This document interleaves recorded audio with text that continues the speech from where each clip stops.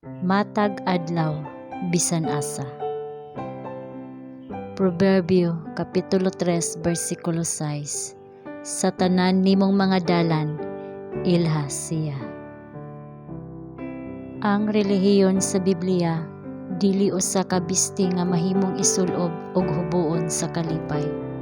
Kini maoy kaylap nga impluwensya nga nagatultol kanato nga mapailubon, madumilion sa kaugalingon nga mga sumusunod ni Kristo. Nagbuhat sama sa iyang gibuhat, naglakaw sama sa iyang paglakaw. Kung walay bisan kinsa nga nakaila kanimo nga nagkinahanglan sa imong simpatiya, sa imong mga pulong sa kaluoy, nan ikaw walay sala sa atubangan sa Dios tungod sa pagkapakya sa paggamit nining bililhon nga mga gasa. Apan ang matag sumusunod ni Kristo makakitag kahigayunan sa pagpakita sa Kristohanong pagkamabination ug gugma.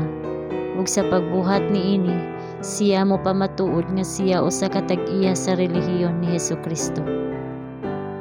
Kini nga relihiyon nagtudlo kanato sa pagpakita og pailob ug pagkamainantuson kun dad-on ngadto sa mga dapit diin kita makadawat og trato nga mapintas ug dili makiangayon.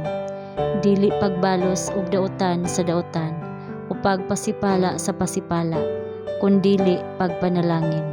Sa hingbaluan nga alang niini gitawag kamo aron makapanunod kita sa panalangin.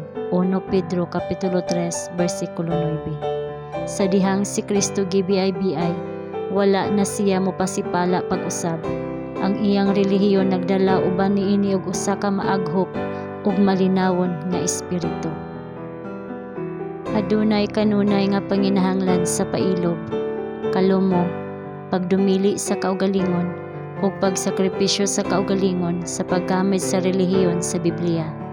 Apan kun ang pulong sa Dios gihimong usa ka malungtaron nga prinsipyo sa atong kinabuhi, ang tanan nga kinahanglan natong buhaton, ang matag pulong, ang matag gamay nga buhat, magpadayag nga kita na ilalom kang Hesukristo.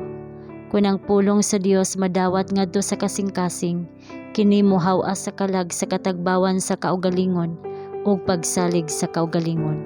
Ang atong kinabuhi mahimong usa ka gahom alang sa kaayuhan, tungod kay ang balaang espiritu mopuno sa atong mga hunahuna sa mga butang sa Dios. Sa atong mga kaugalingon, dili kita makaangkon o makabuhat sa relihiyon ni Kristo. Kay ang atong mga kasing-kasing malimbungon labaw sa tanan nga mga butang. Apan si Jesus mipakita kanato kung sa unsang paagi kita malimpyuhan gikan sa sala. Ang akong grasya igo alang kanimo, siya miingon.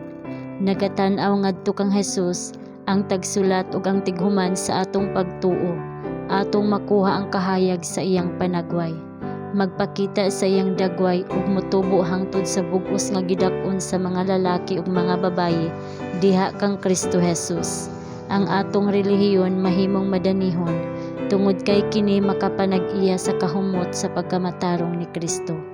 Kita magmalipayon kay ang atong espirituhanong kalan-on ug ilimnon alang kanato mahimong pagkamatarong ug kalinaw ug kalipay.